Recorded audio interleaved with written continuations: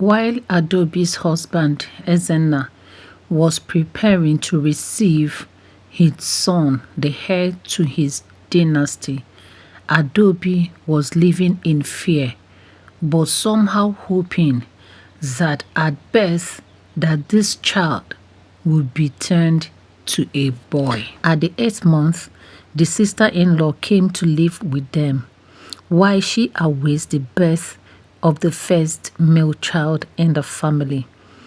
She warned Adobe that if this child is not a male child, she should consider herself husbandless, because she will make sure that the brother Ezenna marries a chara babe that is going to birth a male for the family.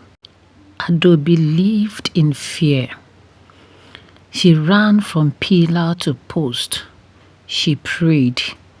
All this restlessness caused her BP to rise above normal. The doctor was worried and had a heart-to-heart talk with her. She explained to her the implication of the rising BP, that its continuous rise puts her and the baby at risk, and a need for her to put her riotous thoughts in check. Adobe thought to herself that there is no need explaining to the doctor. It is only her who wears the shoes that knows where it pinches her. Finally, the day arrived, and she went to the hospital and birthed her girl child. She was disappointed and unhappy, but at this point, there is nothing she or anyone could do about the matter, so she awaited her fate. Ezenna was happy that both mother and child came out, but was unhappy that it is not a male child. After 3 months, Ezenna married a new wife. He was not practically happy about it because he loved Adobe so much. Both of them began from the scratch, but the family pressure he could not withstand, especially that of the eldest sister. Adobe was asked to move out of the main building into the detached building close to the gates. She and her daughters. Adobe was grateful because she had feared the worst, but this is acceptable. At least she is still in her husband's home and she will be taken care of, no matter how small. The new wife took in, and at 9 months, she brought forth a baby girl. Ezenna was unhappy. What ill luck has trailed him? Whom did he offend? Whom is going to speak to the gods on his behalf? He mourned. He began to drink heavily and keep late nights. One of the days, he came home drunk as usual. As the gate man opened the gate for him, he began to curse his life, curse everything around him, and he fell on the floor and lay down there. When Adobe heard his voice, she came out of her room, picked him up, took him to her own apartment, cleaned him up, and made him to lie down. After that experience, Adobe became sick.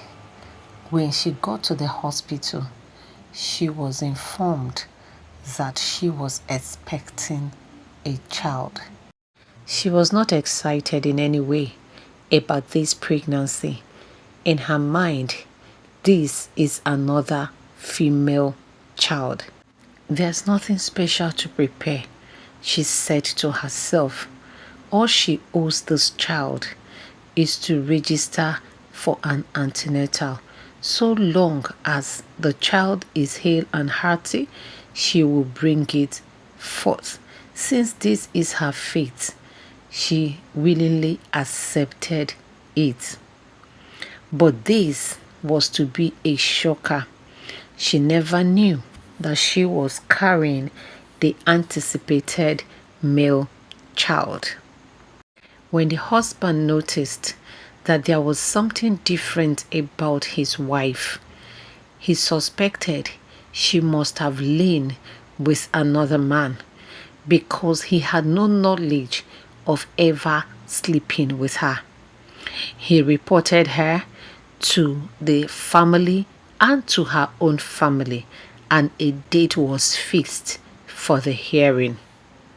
ADAOBI was asked if she was with child. She nodded her head. She was then asked who is responsible for the pregnancy. She looked up straight into Ezenna's eyes and pointed at him. Ezenna shouted from where he sat and said she lies, that he has never touched her since she moved out of the building and he got married to his second wife. ADAOBI then swore by the gods of the land that Ezenna was responsible for this pregnancy. The elders now submitted that Ezenna should go home with ADAOBI pending when she puts to birth.